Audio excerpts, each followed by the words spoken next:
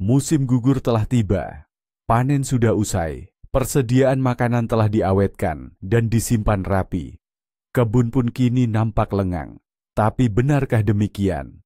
Banyak orang mengira setelah tomat terakhir dipanen, berakhirlah musim berkebun. Bagaimana jika saya beritahu Anda bahwa pekerjaan terpenting yang akan menentukan hasil panen Anda di masa depan justru dimulai sekarang? Hari ini, kita akan membahas pertanyaan paling krusial di musim gugur ini. Apakah perlu mencangkul kebun atau tidak? Dan saya akan menunjukkan bagaimana satu pilihan sederhana di musim gugur bisa meringankan pekerjaan Anda di musim semi hingga 2 kali lipat, sekaligus meningkatkan hasil panen Anda. Mari kita menengok sedikit ke belakang. Hampir semua dari kita tumbuh dengan keyakinan bahwa membajak atau mencangkul tanah di musim gugur adalah aturan baku yang tak bisa ditawar. Kakek nenek kita dulu mengambil sekop mereka dan dengan teliti membalik setiap jengkal tanah. Diyakini bahwa cara ini membantu memerangi gulma, hama, dan membuat tanah menjadi gembur. Namun, agronomia modern melihat hal ini secara berbeda dan sekarang kita akan memahami alasannya. Mari kita mulai dengan perdebatan utama, menggali atau tidak menggali. Ini mungkin perdebatan paling sengit di kalangan semua pegiat kebun. Hampir seperti pertanyaan Shakespeare, hidup atau mati, namun dalam konteks berkebun. Untuk menemukan jawaban yang tepat, mari kita berhenti memandang tanah di bawah kaki kita hanya sebagai lumpur biasa. Mari kita bayangkan bahwa tanah kita adalah sebuah kota bertingkat yang besar, ramai, dan penuh hiruk-pikuk. Di kota ini, kehidupan berdenyut yang bahkan tidak kita sadari. Di setiap lantai kota ini, hidup penghuni-penghuni istimewa. Mereka adalah miliaran bakteri, jamur, dan mikroorganisme lainnya. Masing-masing memiliki peran penting dan kondisi hidupnya sendiri. Di lantai-lantai atas, atau bisa kita sebut penthouse-nya, hiduplah yang namanya organisme aerob. Sama seperti kita, mereka membutuhkan oksigen untuk hidup. Mereka aktif menguraikan bahan organik, membuat tanah gembur dan subur. Sementara itu, di lantai bawah tanah, atau jauh di dalam, hiduplah organisme anaerob. Organisme ini justru tidak tahan oksigen. Oksigen justru mematikan bagi mereka. Namun, mereka juga menjalankan perannya yang tak kalah penting. Nah, ketika kita mengambil sekop, kita membalikan kota ini jungkir balik. Penghuni penthouse kita kubur jauh di dalam bawah tanah, tempat mereka tercekik tanpa udara. Sementara penghuni bawah tanah kita buang ke permukaan, di mana mereka mati. Akibatnya kita menghancurkan sistem kehidupan yang telah terbentuk selama bertahun-tahun. Selain makhluk-makhluk mikro, kota bawah tanah ini juga dihuni oleh makhluk yang lebih besar dan jelas terlihat oleh mata kita. Ya, saya berbicara tentang cacing tanah. Mereka adalah pekerja utama kita di kebun yang paling berharga dan sepenuhnya gratis. Mereka sering dijuluki bajak alami, dan julukan ini sama sekali bukan isapan jempol. Setiap hari mereka melakukan pekerjaan luar biasa, menggali ratusan meter lorong yang tak hanya menggemburkan, tetapi juga memperbaiki struktur tanah. Lorong-lorong ini menjadi saluran sempurna, agar udara dan air bisa mencapai akar tanaman. Namun, bukan itu saja manfaatnya. Dengan mengonsumsi tanah dan bahan organik, cacing menghasilkan humus, atau yang sering kita sebut biohumus, yang tak ternilai harganya. Ini adalah pupuk alami terbaik di dunia. Sekarang bayangkan apa yang terjadi ketika mata sekop yang tajam tiba-tiba menyerbu masuk ke dunia mereka. Ini bukan sekadar gangguan, melainkan sebuah bencana. Kita menghancurkan seluruh sistem lorong mereka yang rumit, memotong-motong tubuh mereka, dan melemparkannya ke permukaan, membuat mereka menjadi mangsa empuk bagi burung. Setiap penggalian tanah di musim gugur adalah pukulan telak bagi populasi pembantu tak tergantikan ini. Semakin sedikit cacing, semakin padat dan miskin pula kondisi tanah kita. Banyak pekebun meyakini bahwa tujuan utama penggalian tanah di musim gugur adalah untuk membasmi gulma. Logikanya sederhana saja. Dengan membalik lapisan tanah, akar gulma akan terangkat ke permukaan, membeku dan mati selama musim dingin, sehingga masalah gulma di musim semi pun berkurang. Kedengarannya memang bagus, tapi pada praktiknya, hasilnya justru seringkali berbanding terbalik. Bayangkan saja, tanah itu bukan hanya rumah bagi banyak makhluk, tapi juga semacam bank raksasa yang menyimpan benih. Di lapisan atas tanah tersimpan banyak benih yang sedang menunggu waktu yang tepat untuk tumbuh. Dan banyak di antaranya bisa tertidur di sana selama bertahun-tahun, bahkan berpuluh-puluh tahun, menunggu kondisi yang pas agar bisa berkecambah. Nah, apa yang kita lakukan saat menggali? Kita justru seperti seorang penjudi yang sedang mengocok bank benih ini. Benih-benih yang semula tertidur lelap di kedalaman tanah dan tidak berniat mengganggu kita, justru kita angkat ke permukaan, ke tempat yang penuh cahaya dan kehangatan. Secara tidak langsung, kita sendirilah yang memberikan lampu hijau bagi mereka untuk menyerbu di musim semi. Lalu, gulma yang sudah tumbuh, kita justru memotong-motongnya. Padahal untuk banyak jenis gulma, seperti rumput teki, setiap potongan akarnya justru akan menumbuhkan tanaman baru di musim semi. Akibatnya, alih-alih memberantas gulma, kita justru menciptakan pekerjaan 2 kali lipat untuk musim tanam berikutnya. Jadi, apakah ini berarti sekop harus segera disingkirkan, dijual ke tukang loak, atau dibiarkan berkarat di sudut gudang yang paling terpencil? Jangan buru-buru mengambil kesimpulan. Seperti halnya setiap aturan, pasti ada pengecualiannya. Ada kondisi di mana pengolahan tanah di akhir musim tanam bukan hanya dibenarkan, tetapi mutlak diperlukan. Kasus pertama dan terpenting adalah untuk tanah liat yang berat, padat, dan mudah tergenang air. Anda pasti tahu jenis tanah seperti ini. Setelah hujan lebat, ia berubah menjadi lumpur kental yang lengket. Dan ketika kering, permukaannya ditutupi kerak keras yang sulit ditembus bahkan dengan linggis. Oksigen hampir tidak bisa menjangkau akar tanaman di tanah semacam itu. Nah, disinilah sekop menunjukkan kegunaannya yang sebenarnya. Di akhir musim tanam, menjelang datangnya musim dingin, tanah seperti ini harus digali sedalam mata sekop penuh. Namun, ada satu syarat krusial. Jangan sekali-kali memecah gumpalan-gumpalan tanahnya. Biarkan saja gumpalan-gumpalan itu tetap utuh dalam bentuk bongkahan besar. Selama musim dingin, suhu beku, salju, dan kelembapan akan melakukan semua pekerjaan untuk Anda. Air yang membeku di pori-pori tanah akan mengembang dan memecahkan bongkahan-bongkahan itu dari dalam, menjadikan tanah lebih gembur dan berstruktur. Di musim semi, Anda hanya perlu meratakan bedengan dengan garu.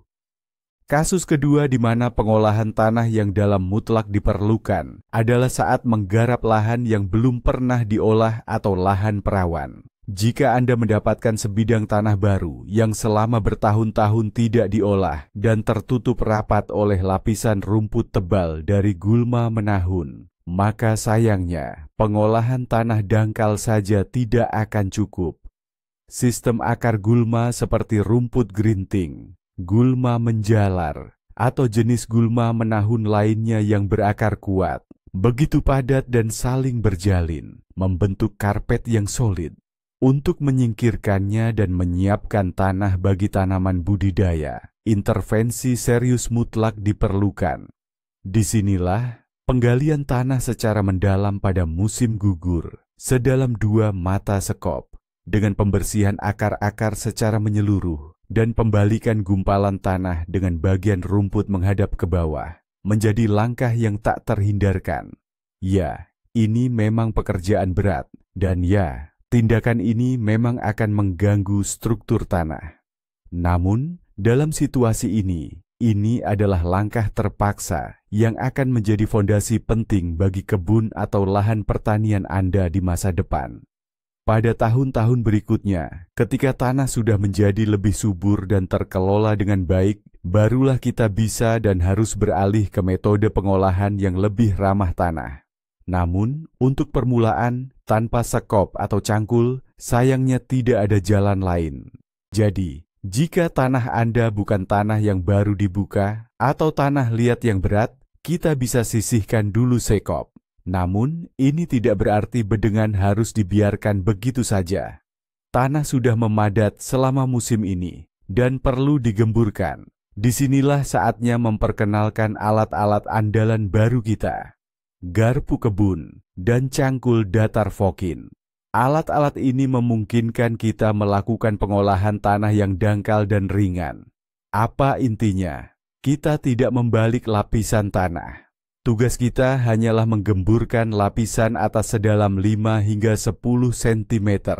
Jika Anda menggunakan garpu, cukup tancapkan ke tanah, lalu angkat sedikit sambil menggoyangkan maju mundur.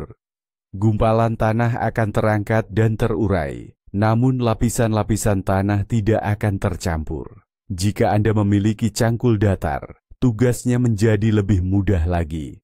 Dengan gerakan ringan, Anda cukup memotong dan menggemburkan lapisan tanah atas. Ini sudah cukup untuk meningkatkan sirkulasi udara dan penyerapan air, sekaligus menjaga struktur tanah yang kompleks dan tidak mengganggu makhluk hidup di dalamnya. Pengolahan seperti ini membutuhkan waktu dan tenaga yang jauh lebih sedikit dibandingkan penggalian tanah secara tradisional. Nah, setelah kita membahas persiapan lahan, sekarang saatnya beralih ke topik yang tak kalah penting, sekaligus paling menguntungkan, pupuk musim gugur. Musim gugur bukan sekadar penutup musim tanam. Ini adalah momen emas untuk memberikan jamuan istimewa bagi tanah kita. Penting untuk memahami prinsip utama pemupukan di musim gugur. Saat ini, kita tidak lagi memberi makan tanaman yang sudah memasuki masa dormansi, melainkan tanah itu sendiri beserta miliaran penghuni di dalamnya.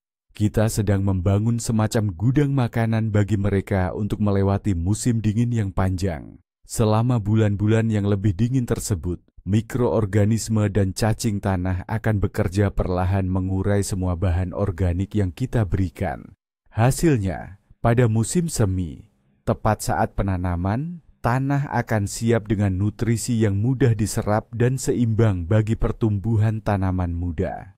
Konsepnya mirip dengan menyiapkan hidangan yang membutuhkan waktu lama untuk dimasak perlahan. Anda memasukkan semua bahan di musim gugur dan di musim semi, Anda akan mendapatkan kaldu nutrisi yang kaya dan siap pakai yang akan menopang pertumbuhan panen Anda menjadi kuat dan sehat.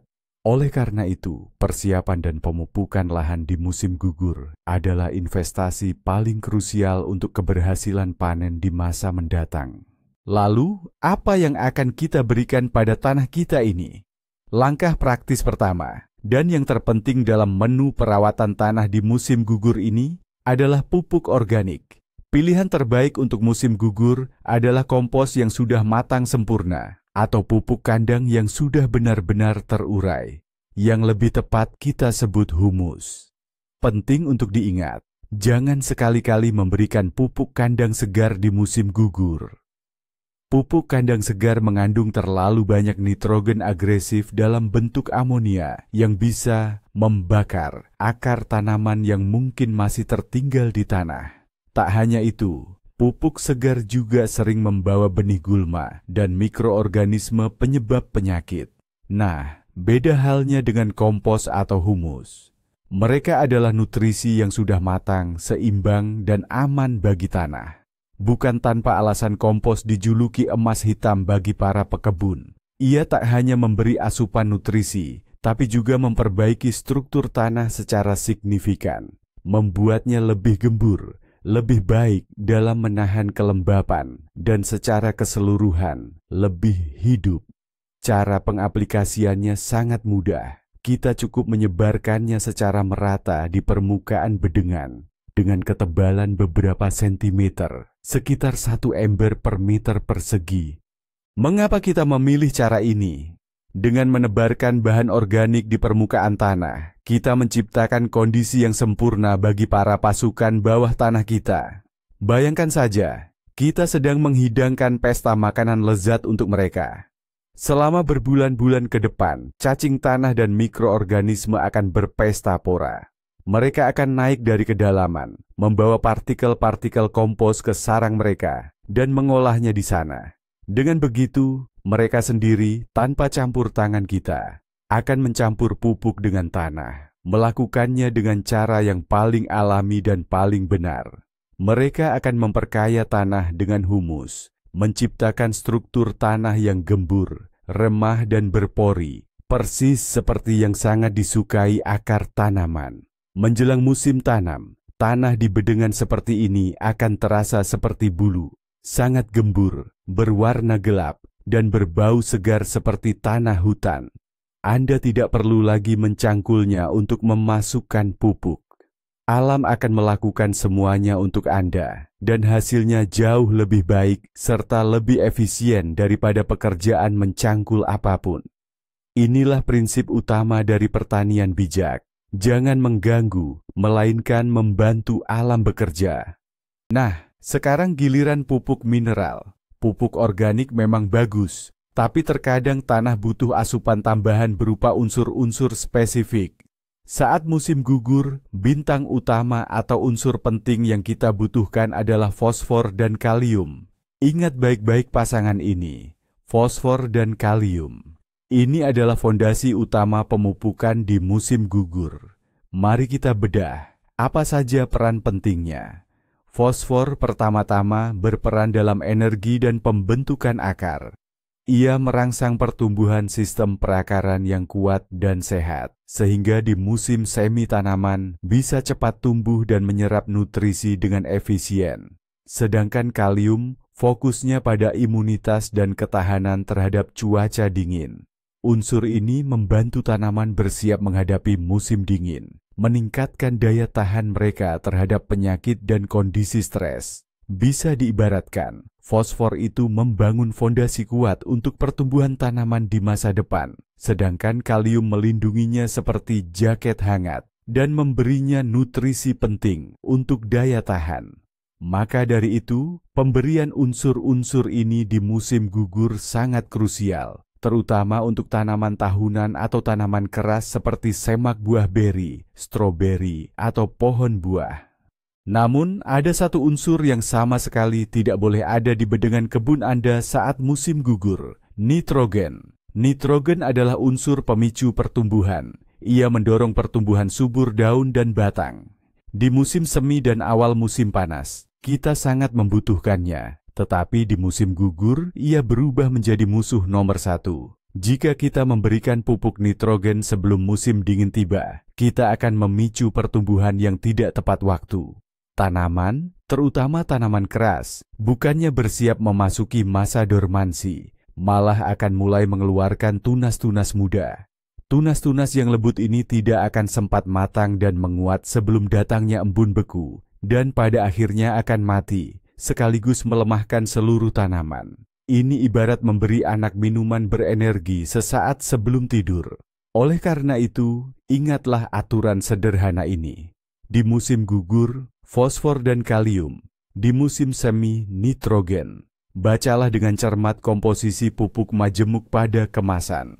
Pilihlah yang memiliki kandungan nitrogen, ditandai dengan huruf N, minimal atau bahkan tidak ada sama sekali, sementara fosfor, P, dan kalium, K-nya tinggi. Pilihan ideal untuk musim gugur adalah superfosfat dan kalium sulfat. Bagaimana cara tepat mengaplikasikan pupuk mineral granul ini? Jangan khawatir, caranya sangat mudah dan tidak memerlukan banyak tenaga. Setelah Anda selesai menyebarkan bahan organik, seperti kompos, di bedengan, barulah saatnya untuk pupuk mineral. Yang terpenting, selalu ikuti petunjuk penggunaan yang tertera pada kemasan dengan seksama. Jangan menaburkan pupuk secara asal-asalan, apalagi berpikir semakin banyak semakin baik. Kelebihan dosis pupuk justru bisa lebih merugikan daripada kekurangannya. Biasanya, dosis yang direkomendasikan adalah sekitar 20 hingga 30 gram superfosfat dan 15 hingga 20 gram kalium sulfat per meter persegi. Ini kira-kira setara dengan 1 sampai 2 sendok makan. Cukup sebarkan butiran-butiran pupuk ini secara merata di permukaan bedengan, tepat di atas lapisan kompos. Setelah itu, gunakan koret atau garu cangkul kecil untuk mengaduknya perlahan ke lapisan tanah bagian atas. sedalam sekitar 5-7 cm saja, agar pupuk tercampur sempurna dengan bahan organik. Cara ini sudah cukup agar selama musim hujan atau musim dingin, pupuk tersebut perlahan larut oleh air dan tersebar merata di zona perakaran. Dan inilah kita tiba pada sentuhan akhir yang sangat penting, namun seringkali terlewatkan, mulsa. Setelah kita menggemburkan tanah dan memberikan semua pupuk yang diperlukan, bedengan kita perlu ditutupi untuk melindunginya selama musim dingin. Bayangkan kita menyelimutinya dengan selimut hangat penuh kasih sayang. Mulsa adalah material organik apapun yang kita gunakan untuk menutupi permukaan tanah. Ini bisa berupa rumput yang dipangkas dan dikeringkan, daun-daun berguguran dari pohon yang sehat, jerami, ranting-ranting yang dicacah, atau bahkan serasah pinus. Mengapa ini penting? Pertama, lapisan mulsa melindungi tanah dari perubahan suhu yang drastis dan pembekuan yang dalam, menjaga kelangsungan hidup mikroorganisme dan cacing yang bermanfaat. Kedua, mulsa mencegah erosi. Hujan deras dan air limpasan tidak akan menghanyutkan nutrisi yang telah kita berikan, serta lapisan tanah paling subur dari bedengan. Ketiga, di bawah selimut ini, tanah tetap gembur dan tidak padat. Dan terakhir, di musim semi, mulsa akan menekan pertumbuhan gulma, mencegahnya tumbuh, dan mendapatkan cahaya matahari. Nah, sekarang ini dia poin paling krusial yang akan mengubah segalanya. Rahasia utama menyiapkan bedengan untuk musim dingin adalah tidak ada resep universal. Terobosan terbesar dalam berkebun datang saat Anda berhenti mengikuti aturan secara membabi buta dan mulai mendengarkan serta memahami tanah Anda sendiri. Jika tanah Anda lihat berat, bantulah dengan penggemburan dalam. Jika tanahnya berpasir ringan, fokuslah pada bahan organik dan mulsa untuk menjaga kelembapan serta nutrisi. Daripada membabi buta mengikuti aturan menggali atau tidak menggali, Anda mulai bekerja bersama alam, bukan melawannya. Anda berhenti merusak apa yang telah terbentuk bertahun-tahun dan mulai membantu tanah menjadi lebih hidup dan subur. Pergeseran pola pikir inilah kunci untuk panen yang stabil dan melimpah dengan sedikit usaha. Baiklah, mari kita rangkum. Daripada menggali secara merusak, kita menggunakan penggemburan yang lembut. Pastikan untuk menambahkan bahan organik seperti kompos. Tambahkan fosfor dan kalium untuk kekuatan dan ketahanan tanaman di musim dingin. Dan terakhir, tutupi bedengan dengan mulsa, seperti selimut hangat. Langkah-langkah sederhana ini akan menjaga kesehatan tanah Anda dan menghemat banyak waktu serta tenaga di musim semi. Terima kasih sudah menonton video ini sampai habis. Jika ini bermanfaat bagi Anda, dukung dengan like dan jangan lupa subscribe channel ini agar tidak ketinggalan episode-episode baru. Nah, sekarang pertanyaan untuk Anda. Anda mendukung kubu yang mana? Apakah Anda menggali kebun setiap musim gugur atau sudah beralih ke sisi pertanian alami? Tulis di kolom komentar, saya sangat penasaran dengan pengalaman Anda.